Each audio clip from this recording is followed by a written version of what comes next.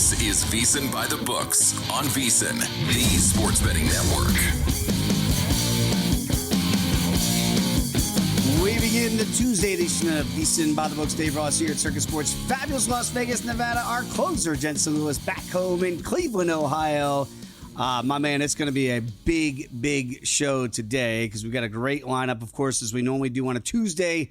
We get our guys, Matt Youmans, JVT, are going to join the program here from VSiN Primetime, help us out here throughout the show. Josh Ingles is going to join us as well from Covers to talk all things baseball, and Adam Burke as well. Of course, we got Daily Diamond, we got headlines and highlights, news or noise. So, wow, do we have a lot to get to here on a Tuesday. But, Jensen, I guess we have to start with Major League Baseball again yesterday, and we saw for the first time Major League Baseball in Sacramento.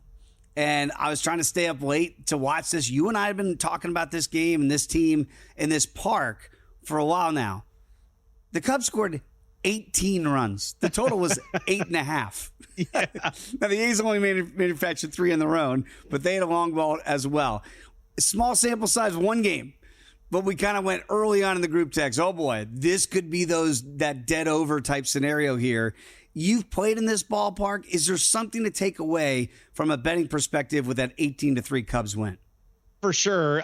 Number one, the Cubs have been absolutely scoring all year, and nothing has stopped them, not even a little bandbox there in Sacramento. So, again, what I was really intrigued to see here, Dave, and I'll keep the same timeline with the Sacramento effect as I do with the torpedo in the water here with the bats, is that, is it just specific teams that come in there? Is it, all around that anyone who uses a torpedo bat is going to see an automatic uptick? So just from what I remember, and this is many moons ago in 2012, we were fortunate to go there early in April, and we still had kind of that marine layer. It was still a bit cooler temperature wise, which ironically was the same last night. Now, I try to tell people it's different when you have major league hitters with major league baseballs in a park that is a minor league park. And we'll probably see this with George Steinbrenner Field in the home of the Tampa Bay Rays here for the next couple of years. So something to keep in mind for the handicap. But overall, our lean for people was it could be one of those poor man's Coors Fields to start. I mean, you could see some of those things being those totals being hung around 9.5 early. I think we'll see a little bit of a market adjustment here throughout the homestand. And then as the weather warms up, and also parlay that, Dave, with the surface. For people that don't know yet, the AAA team will play their home games there when the big league team is on the road. And so that infield and that playing surface will get no respite. So balls that should be outs may end up finding their way through because that grass is, so thin and so dead, if you will, that the ball will continue to maintain its velocity through the infield. And I love the fact that we were previewing this park leading up to Major League Baseball season this year. And you kept talking about that these are the things to look for early to if there's any advantage that we might be able to get. And I was on that over last night. Sadly, I was on the A's as well. So that didn't get home, but at least that over was never a sweat there with 8.5. So I wonder how quickly they may adjust here with those totals. But again, we got to look at those everyday starting pitchers. But I love that handicap by you, and we were all over that one last night in Sacramento. Got to imagine that you were flipping around like I was late last night before you shut it down. And I was watching the Braves.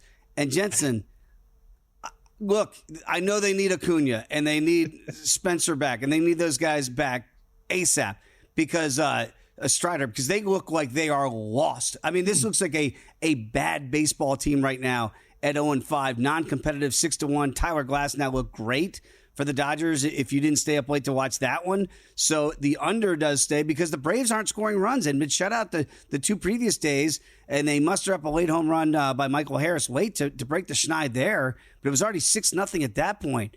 I mean, you got to get Spencer Strider back and Acuna back, but is that enough to save the Braves? Well, everyone is not hitting. You're the highest average of your everyday 9, if you will, the guys that have been in there so far every single day. It's Jared Kelenic. He's hitting $176. Okay, that is their highest average at the moment. And I was telling our resident Braves fan, Wyatt Tomchak, is like, hey, what are you most worried about?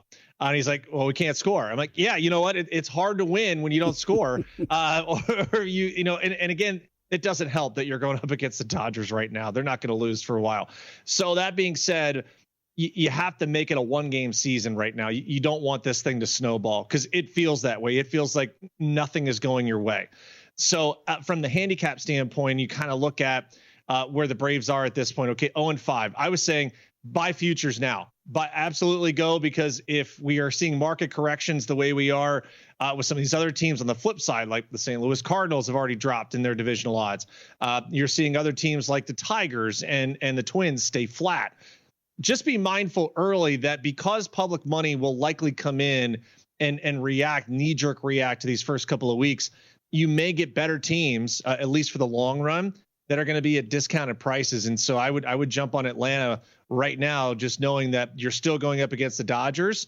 And by the time they get home, you know, those numbers could be much more favorable, or at least kind of back to where they were. And again, in case very quickly you missed some of this late action last night, Detroit put up 6 in the first. They cruised to a 9-6 win. Jackson Jobe makes his first career start. Now, he doesn't get the win in that for that phenom to start. They didn't let him go long enough there. Little struggles there early on, but they get an easy win as well. We mentioned that the Dodgers, they are still undefeated now at 6-1. You were all over the Padres as well with that 7-2 win over the Guardians. Any takeaways from the remainder of last night's baseball?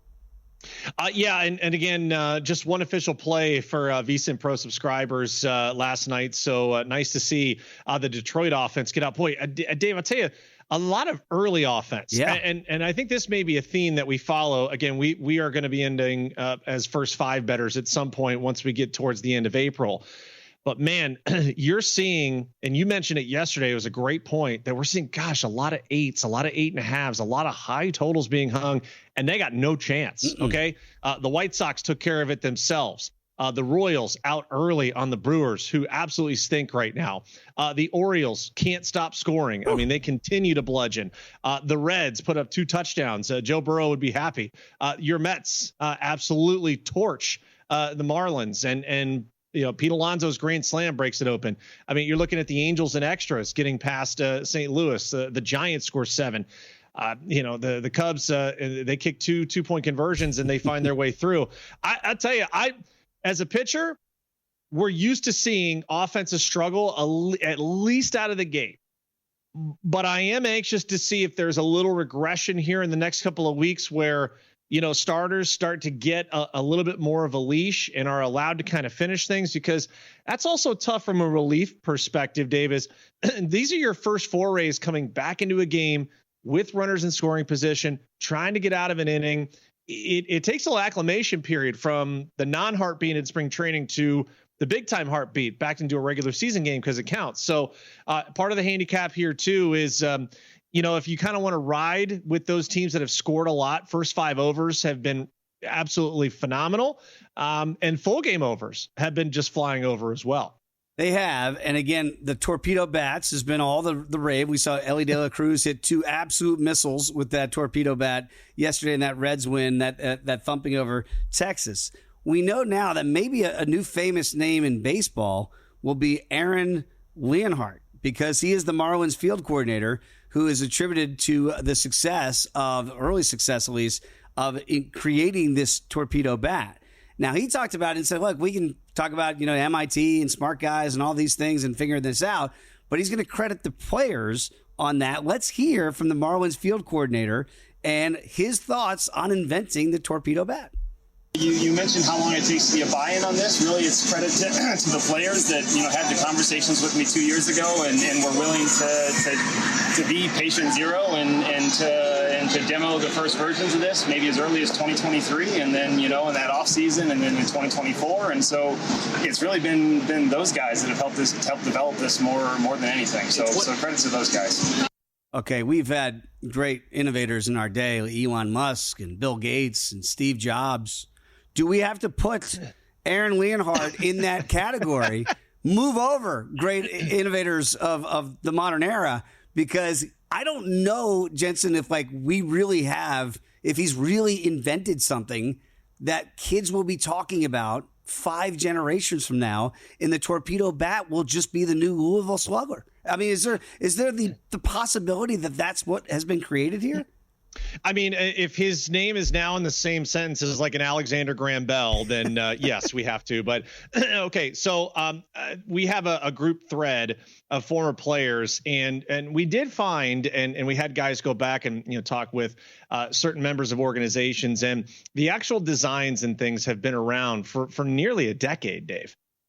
The part where Aaron talks about the buy-in, a lot of guys initially looked at the design, looked at it, and were like, no, I don't want anything to do with that. And then it just takes someone to take a chance. And that's kind of what Aaron alluded to. And also it helps that when the Yankees are the ones that are benefiting right out of the gate. I don't think I've ever seen or been served. Thank you, Elon Musk, huge fan of the program. All the different bat companies now coming up on my timeline, because I was just looking for guys that are using them, and now I'm getting served nothing but, oh, hey, Marucci torpedo bat orders available now. I mean, you're gonna have kids already asking for Christmas presents. They want a torpedo bat. You better believe the next one's gonna be an aluminum torpedo bat for our youngsters. It'll be all the rage, no question about it. If I could put stock in anything right now, yes, not technology, not Silicon Valley, I would put it right in my whole 401k into torpedo bats right now, because this is about to jump off. And you're right, kids, they're going to be the next generation of swinging those torpedo bats. When we come back, let's talk some Final Four. We got numbers on the move, surprisingly. That's next here. VSiN by the books.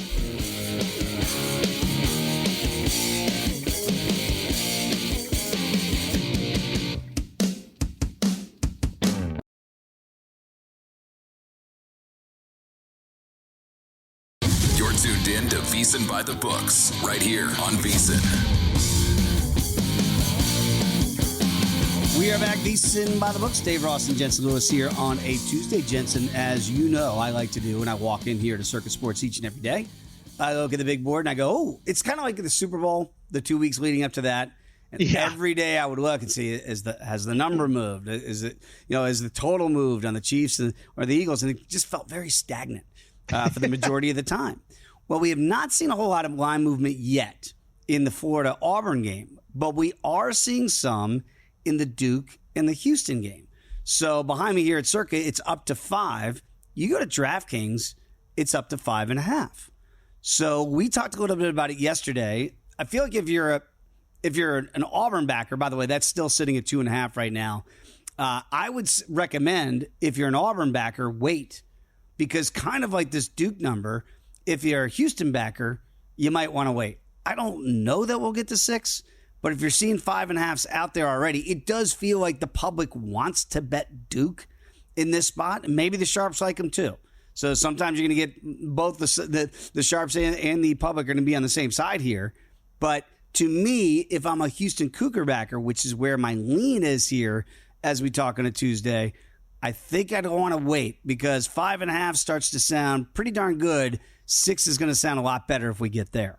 Guess what? I got news for you. DraftKings has Houston now at 5.5. And so it's going to continue to move. And I think that's probably the smart way to go about it. And conversely, as we looked at Florida and Auburn, if you feel that the Janai Broome issue ends up going, south for Auburn, you wait for more points. But again, that also plays into, you feel like Florida is the better team now with an undermanned, if you will, Auburn squad.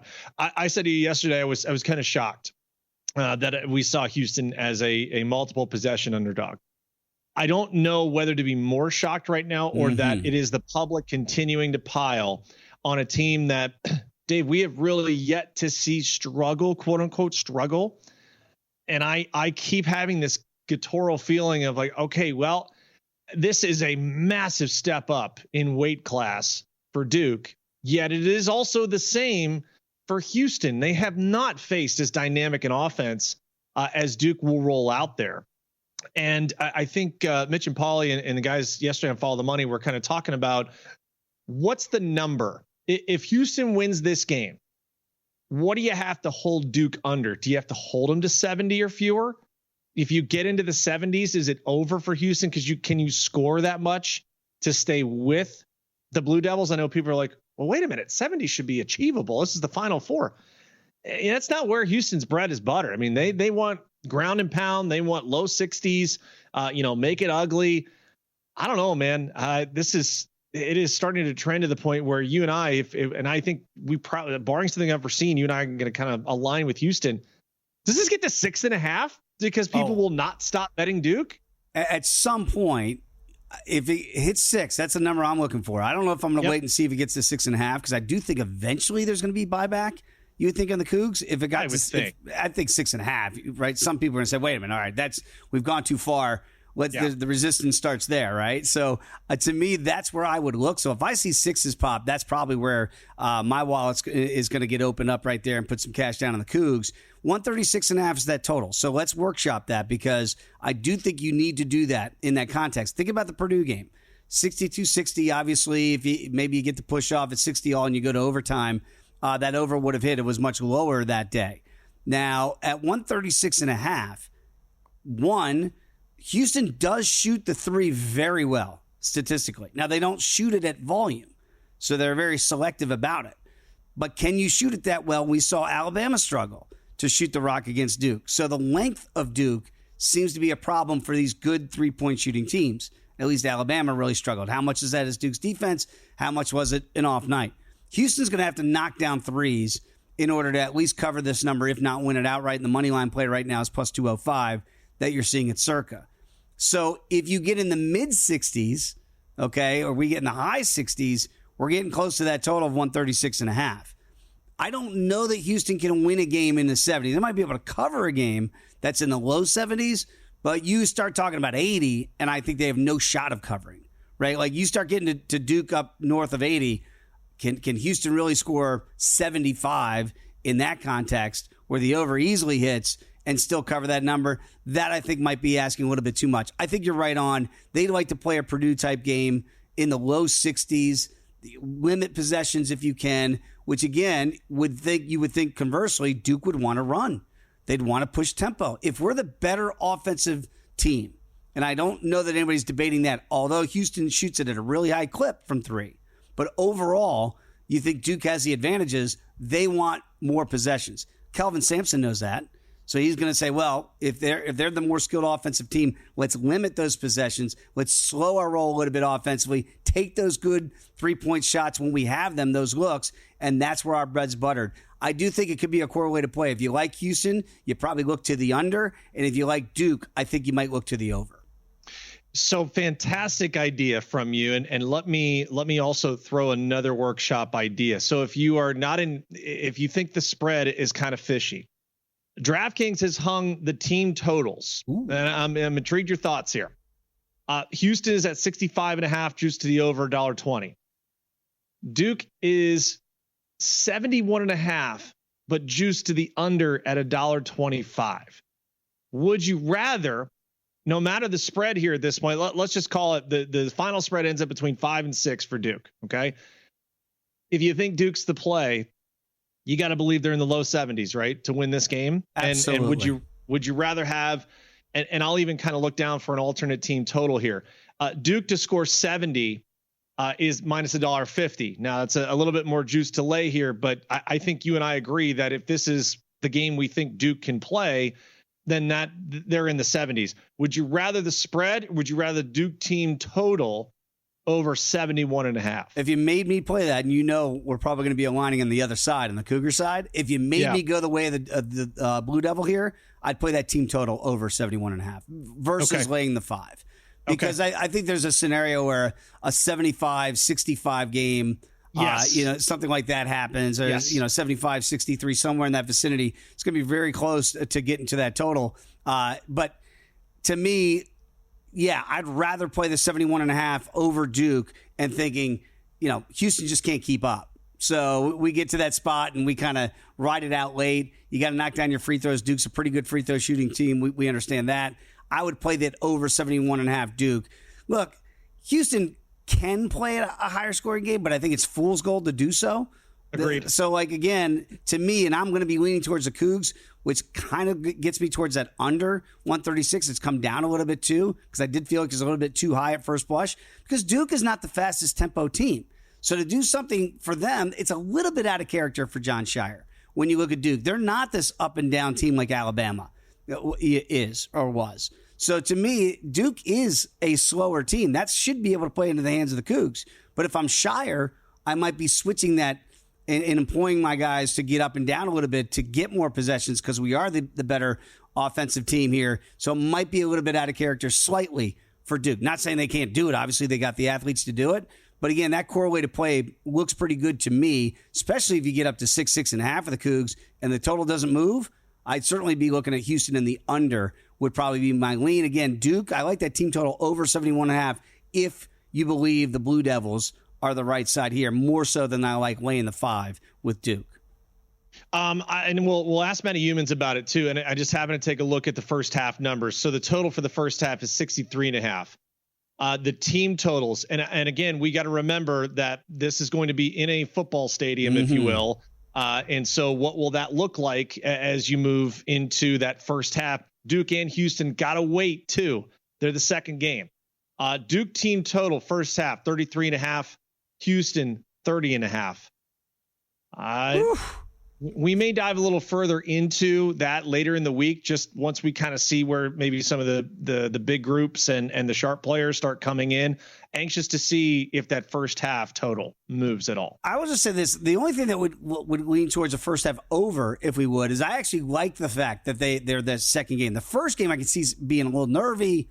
We're out there. It's this, it's this big stadium. It's our Final Four experience and all that. And the stars are the brightest, and you kind of get caught up in the moment a little bit. So I could see a slower start there. I wonder if those guys, because there's a game going on, because they are waiting in the back, they're getting those juices flowing a little bit earlier. It might be a quicker start for Houston and Duke, but it still doesn't mean that I like the full game over, because I could see a quick start. And you slow that thing down, it gets tight, and possessions become at a premium here in that second half. So we'll break down that Florida and Auburn side as well, obviously, as we go for the show today. But again, if you are waking up today and you haven't checked out VSiN.com, you should right now, because Hoops Peterson, he's got you covered. Man, he had all 4 Final Fours, kind of like our own Jensen Lewis. How about that? Major League Baseball, best bets. JD, Jonathan Davis, on Ovechkin's in the chase for the grade 8, a grade 8 trying to run down Wayne Gretzky. Might not happen this year. Check out JD's article on that. Nigel Seals got you covered on EPL best bets. Zachary Cohen with the NBA. Adam Burke, Major League Baseball. And Wes Reynolds, the Texas Open preview. Plus, we're going to have Wes on the program tomorrow. $9.99. You get access to all of that at VSiN.com/subscribe.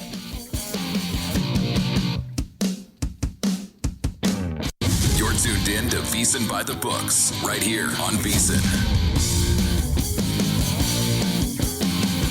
We are back. VSiN By The Books on this Tuesday. Jensen Lewis, Dave Ross coming at you. We always love catching up with our next guest because the rumor is he doesn't sleep.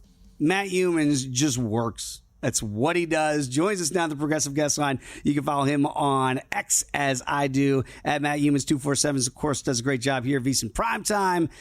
Matt, I do want to start with the challenge. Is it all set in stone for Paul Stone, or is there any hope now that we've reached the Final Four? Yeah, the Circuit College Hoops Challenge, 15 handicappers. We got 50 plays, 47 are in the books. And it's not over yet. JVT, Jonathan Von Tobel, has a slim chance to take down Paul Stone, and we'll see if he can do it in the Final Four. But that's what it's down to. It looks like Paul Stone, JVT, and kind of a race for second place, but it's not over yet. So the Final Four is going to be very interesting to see, what the consensus plays are going to be from our 15 handicappers. It feels like, from what, if you take the temperature of the betting public right now, it feels like most people like the 2 favorites in the game, right? Florida -2.5, Duke now at -5. I don't know if it's going to play out that way when we get our picks in this weekend, but I think that's what most people seem to like at this point. Matty and Dave and I were kind of workshopping as we saw as some of the numbers change a little bit. We saw that Florida's money line, $1.55 in some spots has come down to $1.48. I know all of us waiting for at least some credible news on what Janai Broom's availability and percentage of health will be. Are you shocked we've seen the move already for Houston, and how much higher do you think it goes on the spread? I don't think it goes higher than 6. That would be the ceiling. As far as Duke against Houston, I could never imagine that number going higher than 6. And I think only a few books might even hit 6 on that. There's a lot of respect for Duke, a ton of respect for Duke out there in the market. And Duke has just been destroying teams, winning by double digits. You go back 10 or 11 games, Duke's barely had to break a sweat against any of these opponents. I think any bettors who have been behind the Blue Devils are going to stick with them for the most part here. And if you look at Duke right now, it's a top 5 team in offensive and defensive rating, and really good on the defensive end of the floor. It took an Alabama team that hit 25 of 51 threes, scored 113 points, and held that Alabama team to 8 of 32 from 3 and 65 points in a 20-point blowout. So it just seems like every time out, Duke's a little bit more impressive on both ends of the floor. I don't think that number goes above 6, though. And I tell you, most power ratings you look at would tell you that Duke should be a 2.5 point favorite. So you will get some sharp. You're going to get some sharp play on Houston at +5 maybe. Certainly at +5 or at 6 if it gets there. Yeah, 5.5 we're seeing right now at DraftKings, 5 behind me here at Circa. Mm-hmm. Matt, I don't know if anybody's watched more college basketball than you have from beginning to end each and every year. And I kept buying into the narrative that, the ACC was down. Duke is great. We all get that. But when they step up in competition, like you play a rough and tough team from the SEC like Alabama, and we're going to get this classic, and we just didn't get it. Has Duke been, until this point, have they been undervalued in that? Because it's the ACC, maybe it's a down ACC, and now everybody's starting to go, okay, no, this is absolutely the best team in the country, because I think you can make the case that Auburn was the best team in the country for the majority of the season. Is it kind of like now they've hit their full stride, and competition be damned, Duke is just that talented? Yeah, the ACC was down. There's no doubt about it. Now, North Carolina won a game in the tournament, played a little bit better at the end of the season. But if you look at the ACC standings, Duke went 19-1. Clemson and Louisville each went 18-2. And Clemson and Louisville each got run out of the tournament in the first round. And it looked pretty embarrassing for both teams. But that's not a reflection on Duke's strength at all. Because, Duke was blowing out teams in the ACC, aside from that road loss at Clemson, and taking care of business. So I guess, Dave, you could say, the Blue Devils have been a little bit undervalued in the market because they have covered numbers. I know a lot of sharp bettors have been trying to think, well, this number's inflated against Duke. This number's inflated. And it's lose every time trying to bet against this team. Mm. And so you could say from that perspective, Duke's been a little bit underrated. I think right now, it's hard to say that. I think everybody knows how good this Duke team is. I remember before the season, I was on the show with Mitch and Paul, and I said, on paper, I think this Duke team is the best in the country. It's the most talented if all these young guys live up to the hype, because we haven't seen them play yet. Cooper Flagg, Maluak, all the hyped freshmen. Well, all those guys pretty much living up to the hype. And that Duke team that was 12-1 odds at that point is now basically, right around even money to win the thing. So it's hard to say Duke is underrated anymore. I expect Duke to win this thing. And I think Duke's going to beat Houston. I don't really want to lay that number. And I think it's going to be Duke, Florida. But again, I'm not sure how I'm going to bet these because I've got futures on Florida at 10-1 and Duke at 12-1. I don't have anything on Auburn and Houston. So I'm not really looking to play the Saturday games when I got futures right on both of the favorites. Yeah, Matty, I have my lowest one is I actually have futures on all 4, but I've won an Auburn at plus 440. So anybody but Auburn, and it's a happy day. Okay, speaking of, if we have Janai Broome at less than 100%, and I got to tell you, from an athlete looking to another athlete, you don't favor an arm or an elbow or things of that nature unless it is in serious peril. And so he may have done a great job of being able to kind of hide it in the final minutes, but I'm anxious to see if we get, where would you be looking if Auburn is without a 100% Janai Broome? Is it more the total or is it more the spread in your mind? Because we know that money line at $1.45 for Florida, it may not be that way for long. Yeah, I would look at Florida. If you think Broome's going to be compromised because of injuries. I think that just builds a stronger case for Florida in general. And I know Broom came back in the game, looked pretty good, and Bruce Pearl said that, you know, he was doing pretty well. He was going to sit out practice, I believe, on Monday and maybe Tuesday, but he fully expects him to play Saturday. So, I mean, it's going to be hard for us, any of us, to gauge if he's going to be less than 100%, because I think Auburn's going to say, oh, he's fine. He's going to be able to play. And there's no way you're going to know any different, I guess, up until Saturday's game. I'm just assuming he's going to be okay by Saturday. And then you handicap this game, you got to think John I. Broom's going to be fine. Machine Gun, I got a question for you. So, okay, I've been watching baseball, trying to bet baseball, obviously, and just been playing baseball for over 100 years.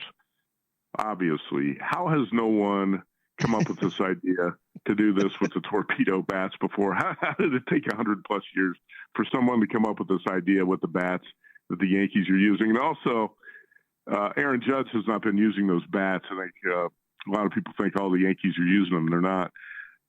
Other teams are going to start using these bats. And do you think we're going to see totals that are going to be slow to be adjusted by the odds makers? We're going to see higher scoring games across MLB.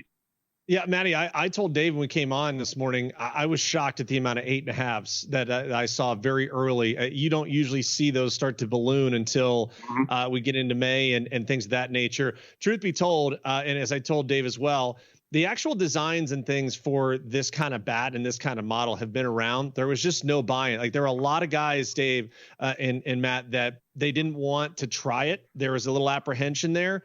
And so kind of how Aaron Lanehart was saying, hey, I just needed patient zero, if you will. I needed a buy-in from someone to show it. And Matt, you had the perfect storm because you had the amount of Yankees that use it. You had the amount of home runs. There is a master list already on X of guys that have used it. I mean, Ellie used it yesterday. You saw the offensive performance. My timeline, Matt, is littered with bat companies that are putting out these PSAs about they're selling the torpedo bats right now. Like, if you're a parent, go get one for your kid. You've made Christmas. Like, I mean, that's all you need to do. But yeah, it's automatic team total overs at this point until proven differently. I mean, you got to get stocked, Matt, right now. It's going to be all the rave right now in the torpedo bat industry. It's mass, big bat industry, torpedo bat. That's the way to go. Very quickly, before we let you go, college basketball, the Crown Tournament going on here in Vegas. I know you and Tim were talking about last night. What do you make of it, and does it pique your interest at all? I like the tournament. Obviously, there's a lot of confusion about why the betting lines are not up in some other states, but we don't have time to jump into that right now. I did go 2-0 in the plays I put out yesterday, and I got to tell you, I'm not sure why Villanova is only a 3.5-point favorite against Colorado on Tuesday. I'm just going to mention Eric Dixon, 23 points per game, 42% from three, top scorer in the Big East. He is going to play for Villanova, and that's the team that beat St. John's, UConn, Marquette. Colorado went 14-20. Last place, 3-17 in the Big 12, and its leading scorer, Julian Hammond, the senior guard, is out with a back injury. That's a fishy line, let's put it that way. Villanova 3.5. I think it should be more like 6 or 7. I'm picking up what you're putting down. Matt, we appreciate your time as always, my friend. We will catch up. There he is, everybody. Check him out, VSiN Primetime. Check him out at Matt Youmans 247. Much more to get to. How about some win totals in the NFL? That's next here. VSiN By The Books.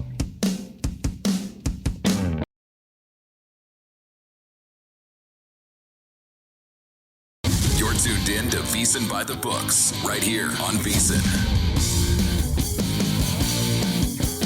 We are back, VSiN By The Books. Dave Ross and Jensen Lewis. Great having Matt Youmans on the last segment. Boy, I love that nugget on that Crown Tournament going on here in Vegas. I will be looking at Villanova.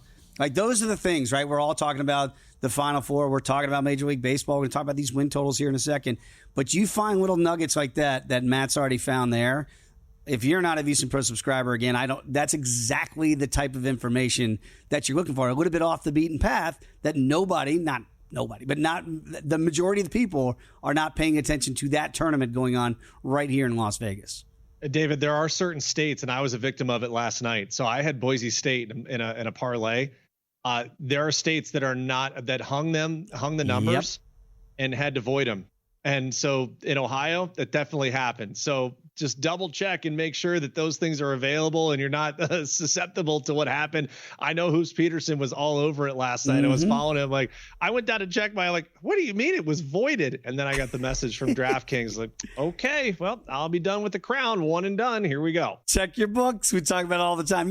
Vegas does not have the best menu options that a lot of the majority of the states have across the country. This is one of those rare instances where you can certainly wager on it here in Vegas and not at some other states. So bizarre, but that's why we have all these different laws in these rules here for different states and different books. And make sure you check those accordingly. And again, you're always checking those betting splits, and it's really, for VSiN Pro subscribers, it's great information, especially with baseball. We talked about it off the top of the show here, certainly with the A's last night and the Cubs. As a VSiN.com subscriber, you go to VSiN.com/subscribe. It's $9.99. You're going to get access to those betting splits, not just behind me here at Circa, but also DraftKings.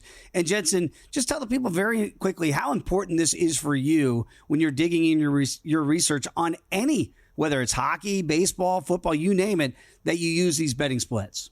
Yeah, and again, for those up with us in the Dawn Patrol here, it's a great first little run through litmus test of where the market initially is. If you think about it like stocks, right? Market open, just kind of seeing where the initial thoughts are and where the money is going. And then I usually like to recheck, Dave, right around 1 or 2 p.m. Eastern, especially for NBA, NHL. And this is with night slates, okay, mostly during the weekend. Obviously, you have the different start times. I'll do the same thing in Major League Baseball. And a lot of that predicated on the baseball side. We usually don't have lineups right now, unless it's a day game where we get an early release. So, again, it's just that first initial look, and then you can kind of back up what that data looked like versus what the updated splits once you get there later in the day. Great point. Adam Rosenberg, we had him on the program yesterday. He's texting me going, the Mets didn't even play Frankie Lindor. And we were talking about him because we didn't know yet what the lineups are. And by the way, I'm like, well, why isn't Frankie playing? They had a day off on Sunday in H-Town, and then you get that full day off, and then you're resting him here as well. So I hope everything's okay with Lindor. But again, check those things and why we build those bets as the day goes on. Speaking of those first cursory looks, win totals are out. I love looking at the win totals in the NFL, certainly in March and then April now, and then as we go, because they will change. Once you get to the NFL draft, you're going to have injuries, right? Everybody's not going to be as healthy as they are right now, certainly at the beginning of the year. But we tried to pick some that are close with the numbers. And how about this for a New York state of mind, even though they both play in Jersey? Jets and Giants are both sitting at 5.5 in their win totals. Now, look at the juice. It's very different. It's even money for the Giants to go over, or if you want to go under, it's juiced to the under there at -$1.20, but it's even money for the over 5.5. The Jets, if you want to play the over, you got to lay $1.45. Why are we confident in Aaron Glenn to at least get 6 wins in the Jets? Do we buy that?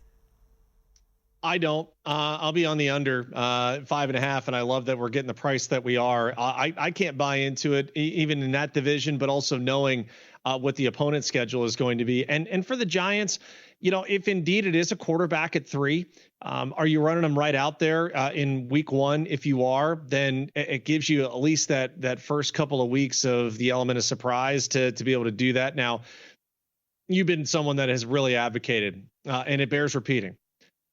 We have not had a repeat winner in the NFC East in how long? Not to say that the Giants are going to do it. 20 years, over 2 decades. In this exercise, Dave, I am much more willing to say that it will be the Jets under than it will be the Giants contending in the NFC East. It is that stat in the East, to me, is one of the outliers in all of sports. How that you have not had one repeat champ. Donovan McNabb was the quarterback of the Eagles the last time somebody in the NFC East went back-to-back. So, again, If you took out the Eagles and you looked at the Giants, you want to play that win total over 5.5, 30-1 is what you could have had, down to 22-1. I guess everybody loves Russell Wilson. I don't know. How about the Bears? Oh, my God. This time last year, and Jensen, I was all over this network saying, do not play the over 8.5. The juice on the Bears win total last year was juiced to -$1.65 to the over. As high, I saw $1.75s. Everybody was betting the Bears to at least get 9 wins. Whew. This year, the win total is the same. but the juice is very different. Now, over is plus $1.10. The under is minus $1.30. I think that's where it should have been last year. Or the Cardinals and Kyler Murray, as he kind of turned a corner. Gannon's doing a pretty good job out there. Same win total, 8.5, and almost the same juice. Even money to the over, minus $1.20 to the under. Is this the year, Chicagoans, you can back the Bears financially? I love both these overs at plus money, and I'll lean to the Bears because of our discussion yesterday and really the overall offseason here for Ben Johnson and company. What he has backed up what he said he was going to do. I am going to pour resources into the offensive line. Yes. They've done that. We're going to do everything possible to allow Caleb Williams to be upright and be mobile. And if he needs to use his legs, he can do that. But we do not need him thinking, I got to use my legs in 2 seconds or less. I do like the Cardinals over too. And I think our handicap was also talking about that division. Is Sam Darnold in Seattle going to be sneaky good? And we're just not giving enough credit. We believe the 49ers offense back under Robert Saleh is going to be solid as well.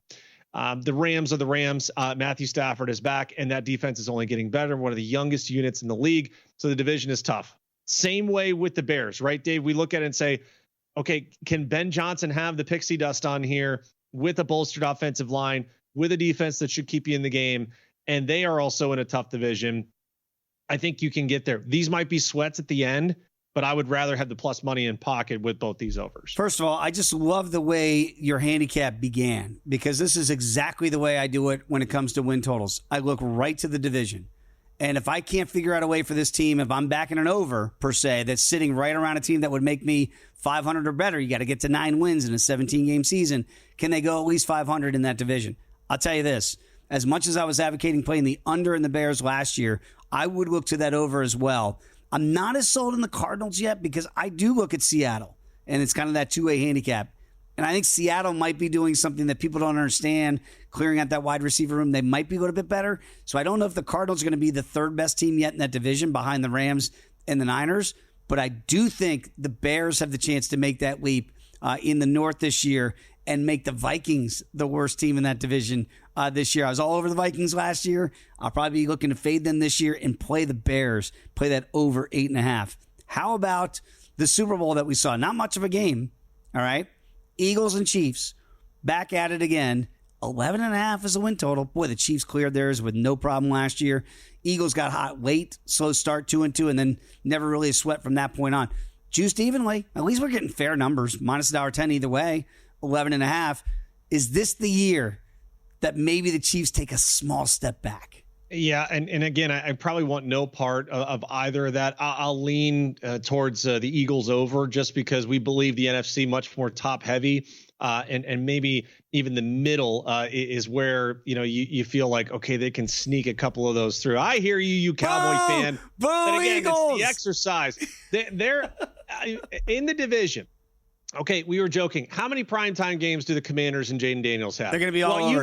They're going to be all over. Philly's going to have 4. Philly will have 4, including the first one of the year, right? So I think you just look at where this team, and if the tush push later today ends up, being put away and, oh my God, can you imagine? Banned, they're still going to find a way with that offense to be able to do it. The only question is, Dave, with all the losses on defense, there we go. Is that now a sieve? And they're going to have to play catch up, which they traditionally, at least from what we watched last year, do not like to do. Kellen Moore's down there in New Orleans. You do have Vic Fangio back, which is Vic I don't think he really cares about being a head coach anymore. So at least you have that side of the ball, you would think, from a leadership perspective, shored up. I do wonder a little bit about what it's going to look like with Jalen Hurts, because we saw it when you moved off of Steichen a couple of years ago after the Super Bowl year. Didn't look great to begin, and then you got your bearings again with Kellen Moore. But yeah, as much as I hate the Eagles, you're probably right. How about this for New Year's? If you want to bet the ponies, you can do so at First Bet. So you're going to use a promo code VSiN200 for new users, and you sign up. That's First Bet, the number 1stbet.com. And again, $200. That's your sign-up bonus when you use the code VSiN200. So bet those ponies. Sign up today. When we come back, highlights and headlines. Come on back, hour number 2 straight ahead.